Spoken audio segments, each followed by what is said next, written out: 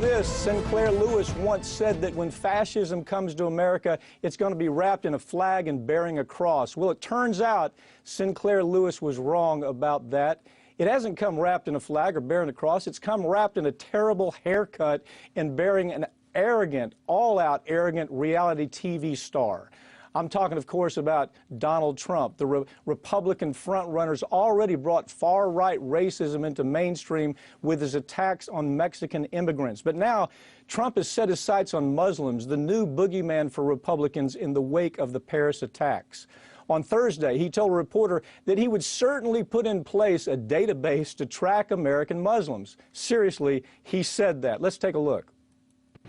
Should there be a database system that tracks the Muslims here in this country? There should be a lot of systems beyond database. I mean, we should have a lot of systems. And today you can do it.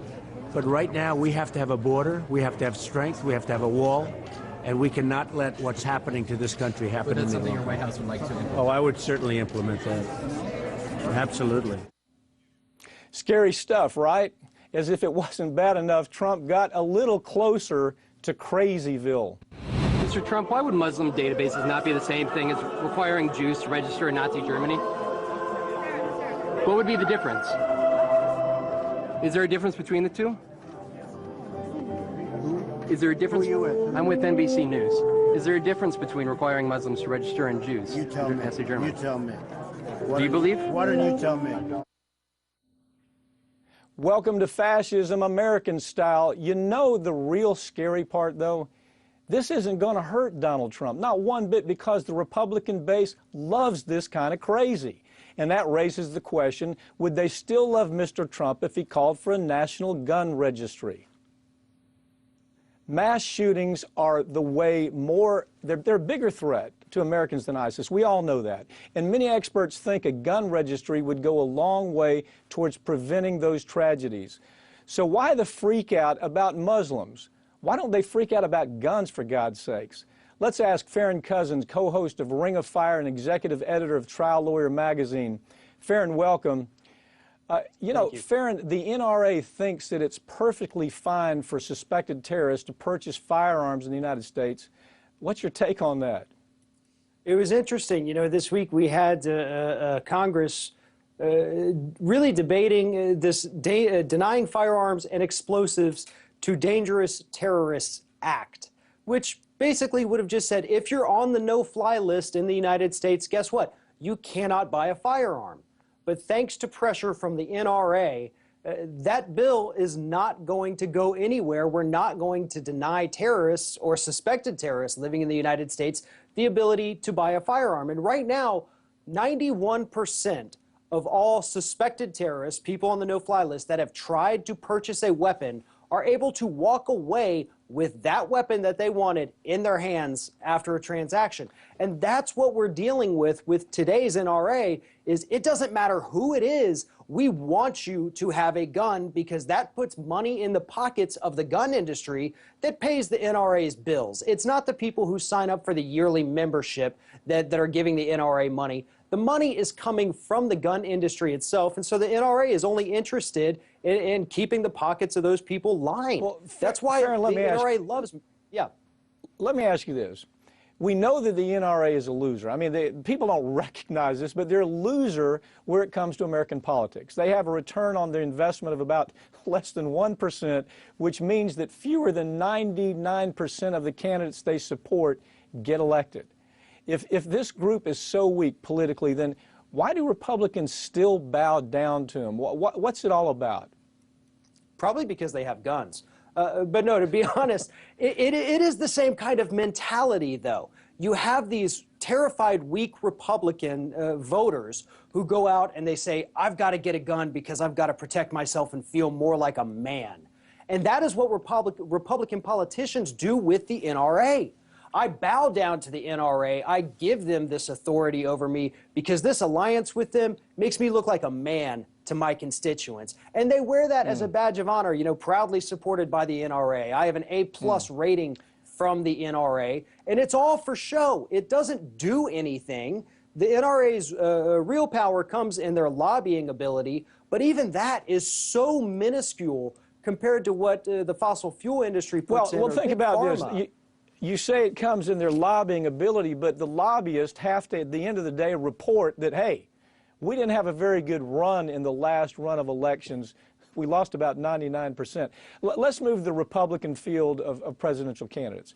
They want to use the threat of terrorism to prevent Syrian refugees from entering the country. That's what we've been hearing for 2 weeks now. Isn't that playing right in the hands of ISIS?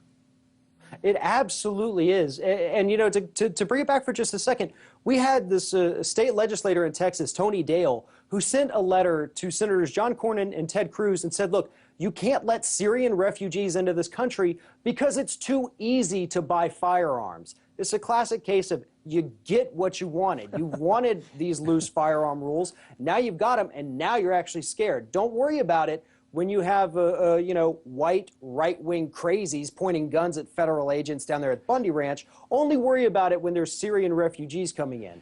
But one thing for you sure, know, one thing for sure, Farron, the media is not helping with any of this. I noticed CNN just put one of their reporters on suspension for something that she tweeted when compared to what of the other reporters have said. It's just beyond me. It looks like CNN wants a good war, just like we saw the last time with Iraq. What's your take? Oh, I agree 100%. CNN is the war network. That is where Americans go to get their war coverage. And right now, CNN, I mean, they're ahead of MSNBC in the ratings, but they're still way far behind Fox News. And so they need this war, just like they need, you know, any kind of conflict around the world. These terrorist attacks have been a huge boom for CNN. And, you know, I hate to say it, but the corporate media loves this kind of stuff because it puts eyeballs on the television and it puts ad dollars in their pockets. That's what corporate media is for. Right. We saw the last war that they ginned up where they had Wolf Blitzer walking around on this big map on the floor just trying to say, let's go bomb somebody. But, you know, the Republican field isn't really helping that at all. The nominees are, you know, falling right in line with these kind of talking points. But, you know, the truth is, we could very easily have a Republican president. So the question comes down to, what's that going to do to national security? I don't think there's anybody running for president on the Republican side, with the exception of Rand Paul, that isn't ready to go to war right now. I mean, if they had their way, if any one of them was president today, the United States would already have ground troops in Syria, in Libya, in Iran, in Iraq, in Afghanistan, everywhere in the Middle East. And that's why this is so scary. And Donald Trump's comments about wanting to make some kind of registry where we keep track of Muslims, we know everything about their lives, you know, that was yesterday. That's how extreme he was yesterday. Today, Marco Rubio comes out and says, look, I can out-crazy Donald Trump. I say we don't just, you know, track Muslims, but we ban all kinds of mosques or any other place where Muslims gather, because if Muslims are in a group anywhere, they might be planning something or giving each other encouragement. And that's the kind of fear-mongering that we're getting from all of these Republican candidates. Every one of them is a nuclear disaster waiting to happen. Farron, let me ask you this. We've seen social media has the capacity to do some pretty important things. Social media, inescapably, was the reason the XL pipeline came to an end. They've moved on issues like DOMA. They kept us out of a war with Syria. When you compare the pressure that's coming out of corporate media, let's go to war, let's bomb them, you know, the old cowboy mentality. Do you think social media has finally gotten to the point to where it's strong enough to push back in any kind of meaningful way? I would hope so. But the difference really comes in who's using which medium.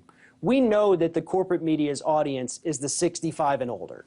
We know that social media is typically the 65 and younger. So if we can get these activists on social media to help spread the word and get people out in 2016 to vote, then absolutely we can avert another crisis. Because right now, President Obama cannot risk acting too bold and sending ground troops right now, because he knows that's going to torpedo any, whoever gets the Democratic nomination, unless it's Hillary Clinton, because she said yesterday you know what? She's open to the possibility of ground troops. But not only that, she thinks that we need to be arming Kurds and I believe the Sunnis in Iraq.